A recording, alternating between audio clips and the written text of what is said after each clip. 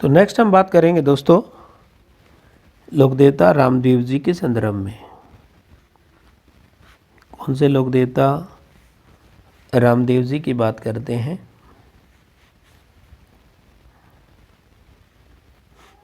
लिखिएगा रामदेव जी। तो सबसे पहले वही बात, इनके वंश के बारे में बात करूंगा। तो इनका जो वंश था ये थे तंवर वंशीय, लिखे तंवर वंशीय राजपूत। कौन से थे? तंवर वंशीय राजपूत थे। कौन जी? रामदेव जी दोस्तों। और फिर जो है इन्हें एक और कहा जाता है कि इन्हें अर्जुन के वंशज भी माना जाता है। अर्जुन के वंशज के रूप में इनकी पूजा की जाती है, यानी अर्जुन के वंशज भी इन्हें माना जाता है। फिर जो है इनके संदर्भ में थोड़ा सा डिटेल ज़्यादा रहेगी। पिता का नाम इनके मिलता है अजमल जी। क्या मिलता है दोस्तों? पिता का नाम अजमल जी मिलता है। और इसी तरह से आप जो है माता का नाम लिखिएगा। माता का नाम कोमा लगा करके लिखते रहिए, मेणा दे। क्या मिलता है? मेणा दे। और फिर पत्नी का नाम लिखिए कोमा लगा करके, पत्नी का नाम मिलता है नेतल दे। फिर नेतल दे या निहाल दे भी कह देते हैं। फिर अर्धविराम और फिर भाई का नाम वीरम देव। वीरम देव इनके भाई का नाम मिलता है। फिर अर्धविराम लगाइएगा। फिर बहन का नाम लिखिए। बहन का नाम सगुना था। और एक इनकी धर्म बहन थी। धर्म बहन का नाम लिखिएगा। धर्म बहन का नाम मिलता है हमें डाली बाई करके, जिन्होंने इनसे एक दिन पूर्व जो है क्या ली थी? समाधि ली थी। तो ये आप थोड़ा सा ध्यान दीजिएगा इनके डिटेल के बारे में। और पत्नी का नाम मैंने आपको बताया नेतल दे था। और ये जो नेतल दे हैं अमरकोट के राजा दले सिंह की पुत्री मानी जाती हैं। हालांकि इस विषय पे हमें बात नहीं करनी है, आपको केवल पत्नी का नाम याद होना चाहिए, आपका काम चल जाएगा। फिर जो है सबसे ज़्यादा जो आज तक इनका प्रश्न पूछा गया है वो पूछा गया है जन्म स्थान के संदर्भ में, कि रामदेव जी का जो जन्म है वो कहाँ हुआ। एक स्थान पड़ता है उड़ू कश्मीर। उड़ू कश्मीर ये जो जगह है ये पड़ती है आपके बाड़मेर ज़िले में। कहाँ पड़ती है दोस्तों? बाड़मेर ज़िले में पड़ती है। और यहीं पर इनका जन्म माना जाता है। बेसिकली बच्चे क्या करते हैं? रामदेवरा कर देते हैं, क्योंकि इनकी मान्यता ज़्यादा रामदेवरा रुणेचा में है। रुणेचारा धनी के नाम से भी इन्हें जाना जाता है। तो फिर जो है इनकी उपाधियों की बात करते हैं कि इनकी उपाधि क्या है, मान्यता क्या है। इस तरह के प्रश्न आपसे पूछा जाए। एक तो इनकी उपाधि है पीरों का पीर। क्या कहते हैं? मुस्लिम लोग इन्हें पीरों का पीर कहते हैं। और फिर जो है उपाधि में लिखी है रुणेचारा धनी। रुणेचारा धनी भी कहते हैं रामदेव जी को। और इन्हें कवि पीर भी कहा जाता है। कवि पीर के नाम से भी जानते हैं, क्योंकि लोक देवताओं में एकमात्र कवि हुए हैं रामदेव जी। इनकी जो कृति हैं 24 बाणियाँ हैं, जो कि सबसे लंबा लोकगीत माना जाता है, स्तुति मानी जाती हैं। फिर जो है हालांकि लोक देवियों में जीवन माता का जो भजन है वो माना जाता है। गुरु का नाम आप लिख लीजिए बालीनाथ जी। क्या मिलता है? बालीनाथ जी। समझ में दोस्तों, इनके गुरु बालीनाथ जी। फिर मान्यता के संदर्भ में थोड़ी सी बात कर लेते हैं। उपाधियों की बात के बाद हमने बात की है मान्यता की। तो मान्यता में आप थोड़ा देखिएगा, जो हिंदू हैं वो तो इनकी पूजा करते हैं कृष्ण अवतार के रूप में। किस रूप में? कृष्ण के अवतार के रूप में। और जो मुस्लिम हैं, जो मुस्लिम समुदाय के लोग हैं, वो इनकी पूजा करते हैं रामसा पीर के नाम से। किस नाम से? रामसा पीर के नाम से इनकी पूजा करते हैं। फिर थोड़ी सी बात इनके समाधि के संदर्भ में कर लेते हैं। ये लो जी दोस्तों समाधि। तो समाधि इन्होंने रुणेचा में ली थी, समझ में आई। और यहाँ स्थित रामदेवरा में जो रामदेव जी है उन्होंने जीवित समाधि ली थी, ऐसा माना जाता है। समझ में आई दोस्तों। और जो डाली बाई है उन्होंने इनसे एक दिन पहले भाद्रपद शुक्ला दशमी को ले ली थी। और इन्होंने कहते हैं कि एकादशी को। हालांकि ये थोड़ा सा विवादित विषय है, इसकी बात करेंगे। यानी आप विवादित विषय की जब बात करते हैं तो माध्यमिक शिक्षा बोर्ड जो है उसमें इनका जो मेला बताया जाता है भाद्रपद शुक्ला द्वितीया से लेकर के 10वीं तक बताया जाता है। हालांकि इनका मेला बढ़ता है भाद्रपद शुक्ला द्वितीया से एकादशी तक, तो आपको भाद्रपद शुक्ला द्वितीया से एकादशी ही करना है, नो डाउट। समझ में आई दोस्तों। फिर जो है हम आगे बात करते हैं समाधि के बाद। एक शब्द है, इनके संदर्भ में थोड़ी सी शब्दावली है, उसकी मैं थोड़े से अलग से बात कर लेता हूँ यहाँ। तो थोड़ा आप सीक्वेंस में लिखते रहिएगा। मेरे पास थोड़ा सा जगह का जो है अभाव है, पर्याप्त नहीं है मेरे पास जगह। तो आप एक शब्द मिलता है जम्मा करके, तो जम्मा किसे कहते हैं इसकी बात मैं थोड़ी सी ओरल ही करूँगा, लिख करके नहीं करने वाला हूँ। तो आप थोड़ा सा सुनते रहिए जिससे आपको कि इसका ज्ञात हो और माइंड में एक चित्रात्मक रूप इसका अंकन हो सके। तो जम्मा जो है रामदेव जी का जो रात्रि जागरण होता है, क्या होता है, रात्रि जागरण, यानी रात्रि यशोगान जो किया जाता है रामदेव जी का, उसे क्या कहते हैं, जम्मा के नाम से जानते हैं। ये प्रश्न एक बार पूछ लिया गया था। इसी तरह से एक शब्द मिलता है बाबेरी बीज, कि बाबेरी बीज से मतलब क्या है, तो आप इसमें एक तिथि लिख सकते हो, भाद्रपद शुक्ला द्वितीया, भाद्रपद शुक्ला द्वितीया लिख सकते हो। तो भाद्रपद शुक्ला दूज को इनका जन्म दिवस है, इसलिए बाबेरी बीज के नाम से भाद्रपद शुक्ला द्वितीया को मनाया जाता है और इसे बाबेरी बीज भी कहते हैं। इसी तरह से एक शब्द आपको मिलेगा देवरा। तो देवरा क्या है दोस्तों, ये पूछ लिया जाए तो रामदेव जी के जो पूजा स्थल हैं, क्या है, रामदेव जी के पूजा स्थल जो हैं वो क्या कहलाते हैं, स्थानीय लोग उन्हें क्या कहते हैं, देवरा के नाम से जानते हैं। फिर एक इनके प्रतीक की बात कर लेता हूँ मैं। प्रतीक क्या है, पगलिया। पगलिया, पगलिया समझते हो दोस्तों, छोटे बच्चे के गले में, हमारे यहाँ राजस्थान का कल्चर है कि जो रामदेव जी के पद चिन्ह हैं, पद चिन्ह है जो है वो गले में डाले जाते हैं। यूँ छोटी छोटी आकृति के पैरों के चिन्ह से होते हैं, जो कि बच्चे के गले में डाले जाते हैं धागे के अंदर, उन्हें पगलिया के नाम से जानते हैं। तो ये रामदेव जी के प्रतीक चिन्ह हैं। इसी तरह से एक शब्द आपको मिलेगा रीकिया। क्या मिलेगा, रीकिया। तो रीकिया किसे कहते हैं, इस तरह का प्रश्न पूछ लिया जाए तो रामदेव जी के जो मेघवाल जाति के भक्त होते हैं, कौन सी जाति के, मेघवाल जाति के आराधक जो होते हैं, जो भक्त जो होते हैं, उनको हम रीकिया के नाम से जानते हैं। समझ में आई दोस्तों। इसी तरह से जो बात करूं मैं, फिर जो है एक शब्द है पर्चा, इनसे संबंधित एक शब्द है पर्चा। तो इनके जो चमत्कारिक जो कार्य हुए हैं, रामदेव जी के चमत्कारी कार्य, उन्हें पर्चा कहते हैं। एक शब्द हमें इनके संदर्भ में मिलता है परावर्तन धर्म, परावर्तन धर्म। तो रामदेव जी के द्वारा चलाया गया अभियान था जिसमें जो जबरन मुसलमान बने हुए कुछ हिंदू थे, यानी जो ज़बरदस्ती मुसलमान बनाए गए थे हिंदुओं से, उनको वापस हिंदू धर्म में लाया गया, उसे परावर्तन आंदोलन कहते हैं, जो कि रामदेव जी के द्वारा चलाया गया। फिर जो है एक शब्द मिलता है कामड़िया पंथ। क्या मिलता है दोस्तों, कामड़िया पंथ।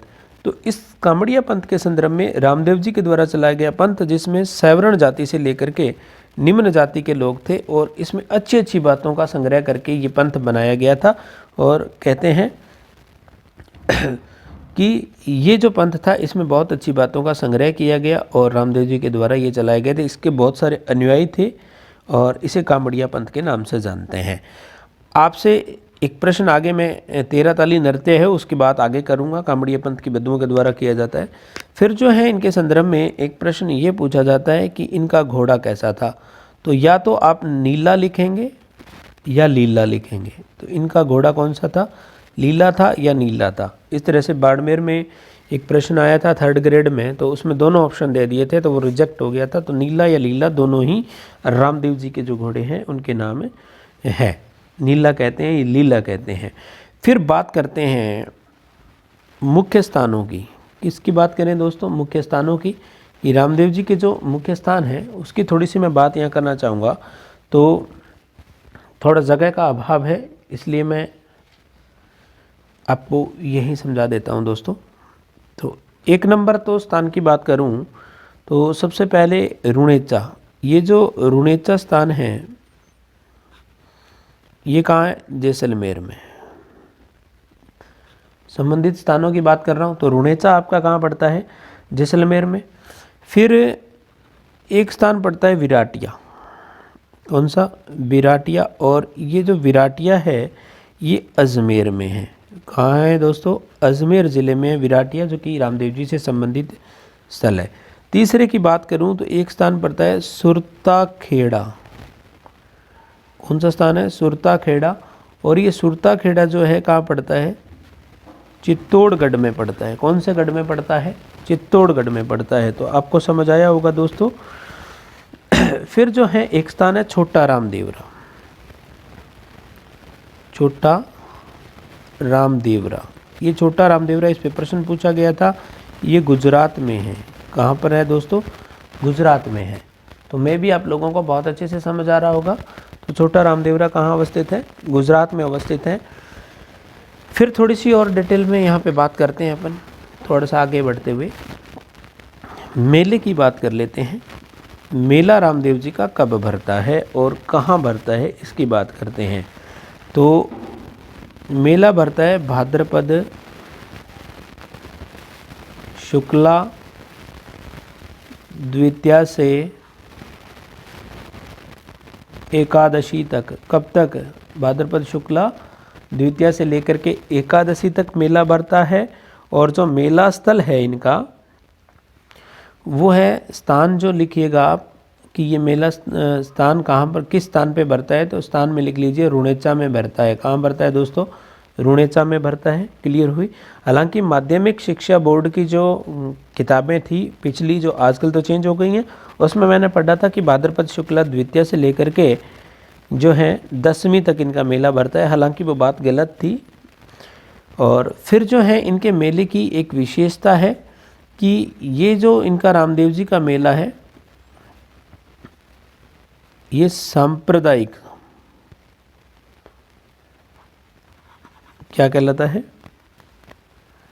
सांप्रदायिक सद्भावना। ये प्रश्न पूछा गया है कि सांप्रदायिक सद्भावना का मेला कौन से लोक देवता का है, तो रामदेव जी का मेला उसमें मुख्य है। क्योंकि इसमें हिंदू मुस्लिम समान रूप में भाग लेते हैं, इसलिए इसे सांप्रदायिक एकता का मेला भी कहते हैं। और इसका एक अन्य नाम भी हमें मिलता है दोस्तों, आप लिख सकते हो इसे, मारवाड़ का कुंभ। मारवाड़ का कुंभ भी कहा जाता है। कौन से मेले को, रामदेव जी के मेले को मारवाड़ का कुंभ भी कहते हैं। और इस मेले का जो आकर्षण है, आकर्षण का विषय क्या है, एक नृत्य है दोस्तों, तेरह ताली।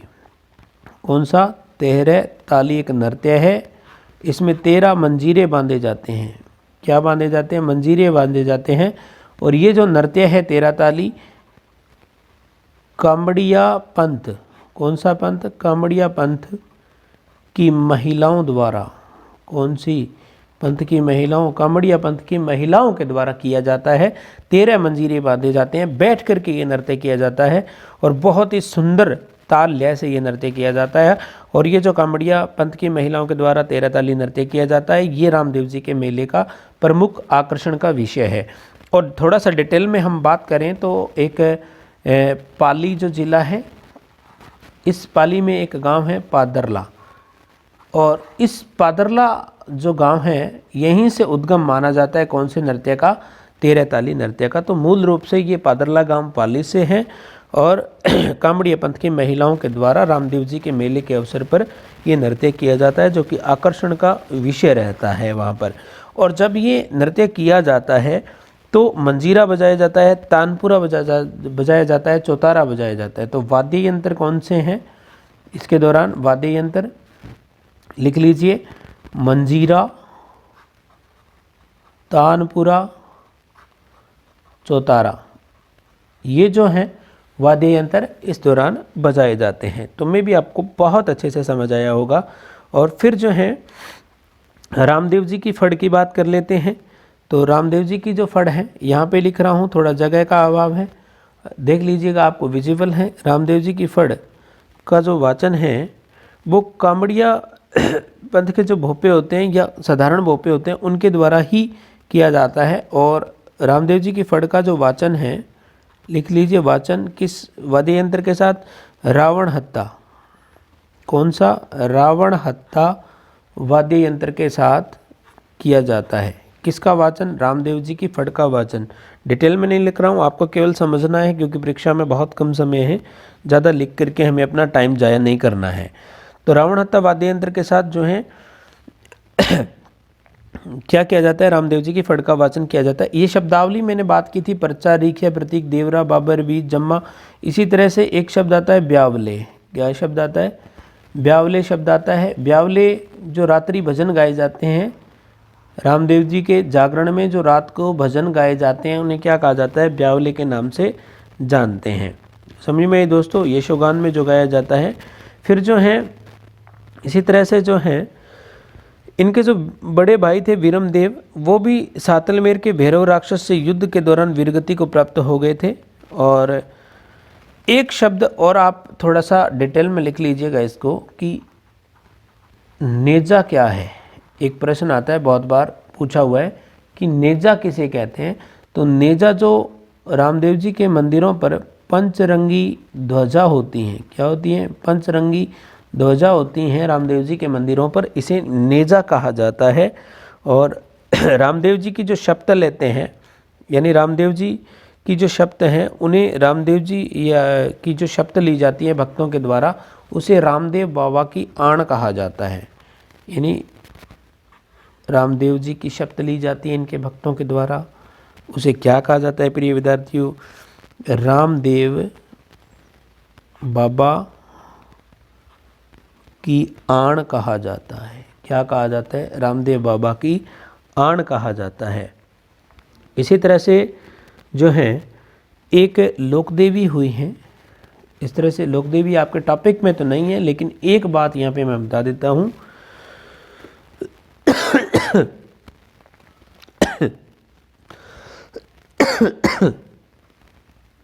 एक लोकदेवी हुई हैं, कौन सी? आई माता।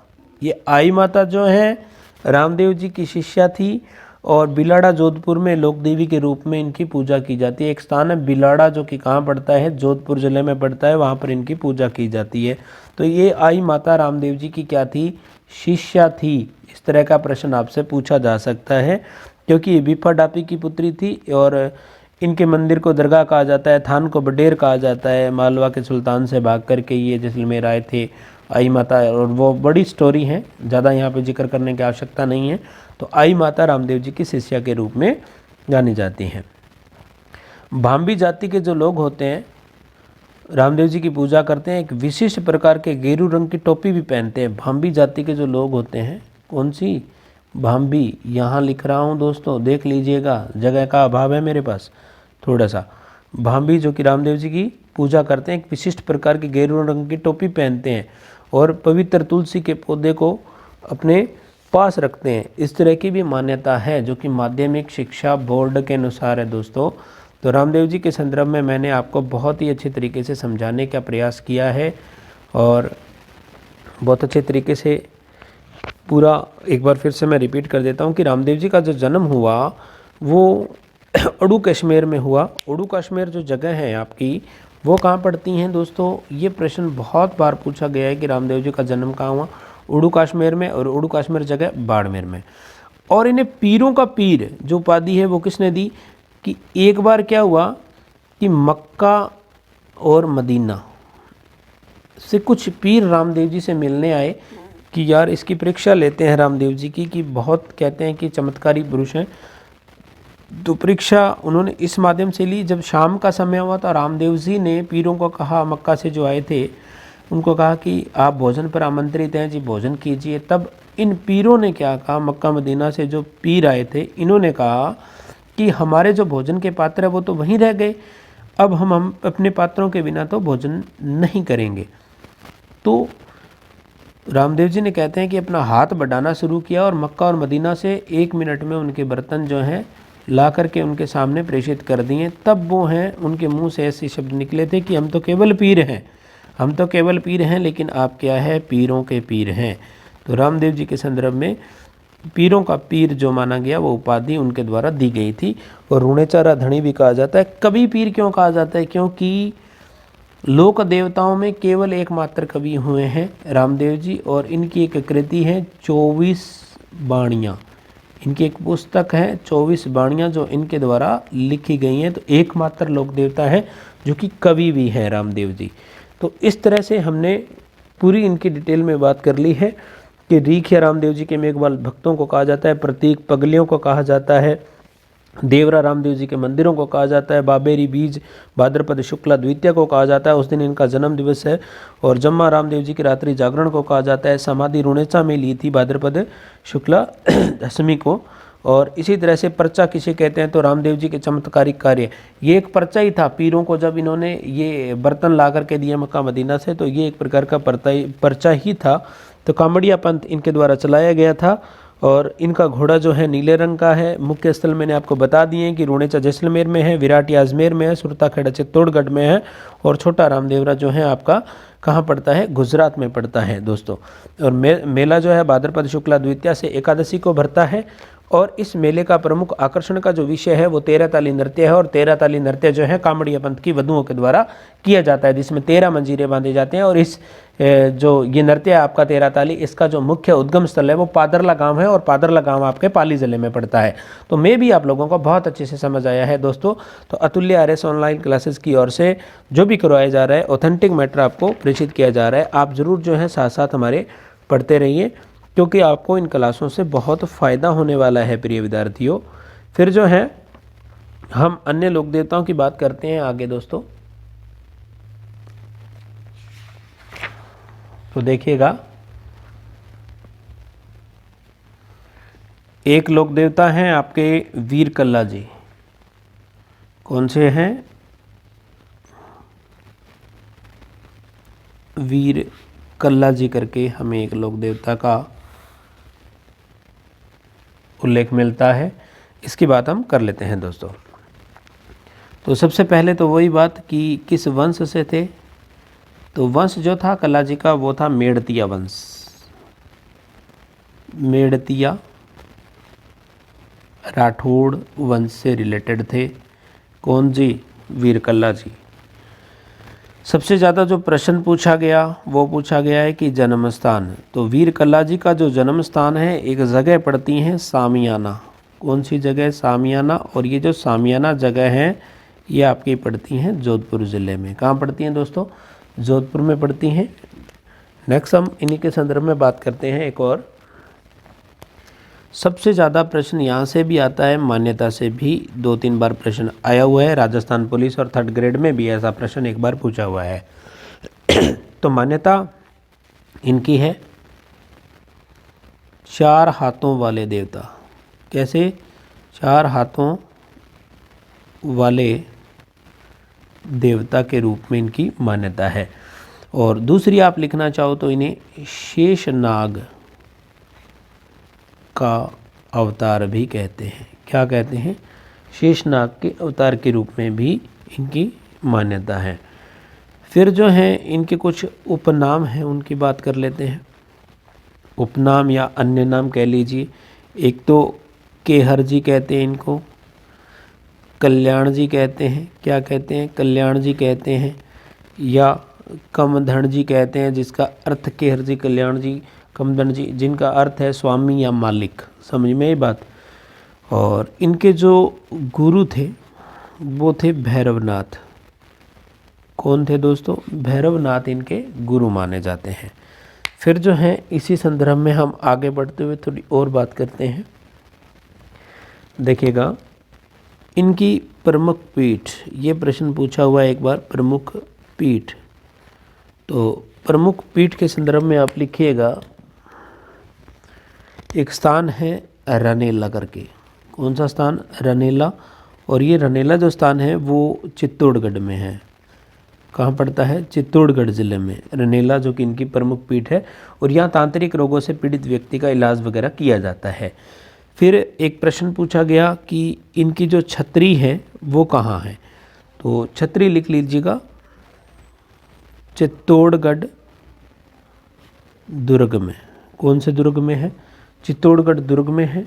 और आपको पता ही है कि, चलो मैं बाद में बता देता हूँ। फिर इनकी एक कुल देवी है, कुल देवी। कुल देवी लिखिएगा नागणेची माता, यानी जोधपुर राठौड़ों की कौन सी थी?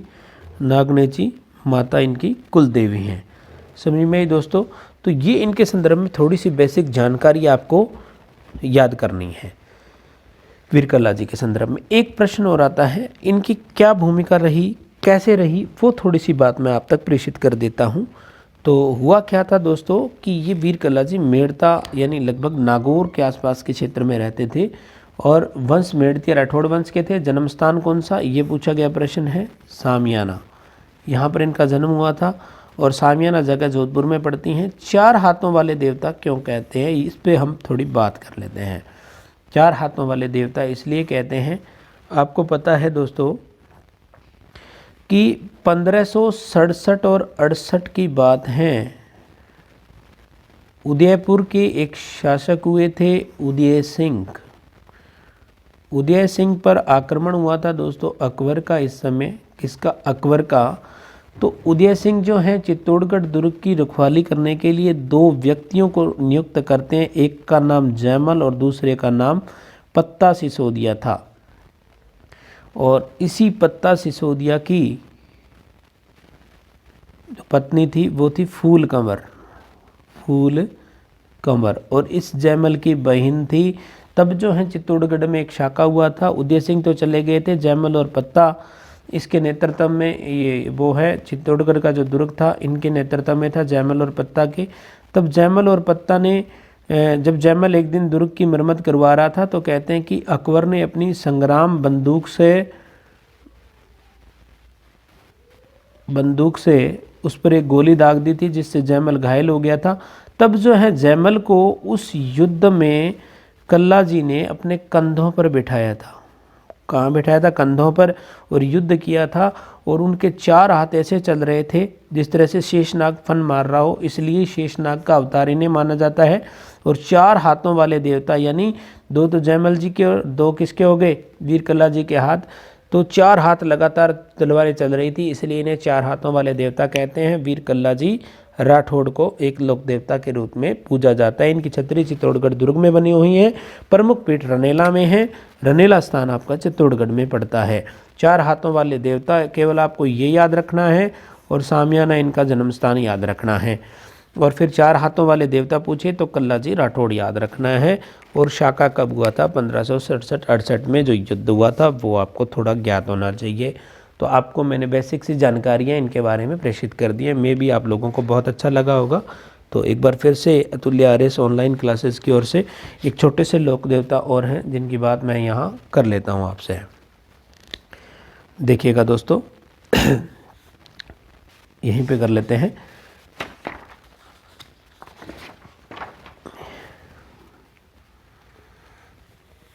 एक लोक देवता है मामा देव। कौन से लोक देवता? मामा देव के बारे में बात करते हैं। इन्हें राजस्थान में क्या कहा जाता है? वर्षा का देवता। क्या कहते हैं? वर्षा का देवता भी कहा जाता है और बरसात का देवता कह दिया जाता है।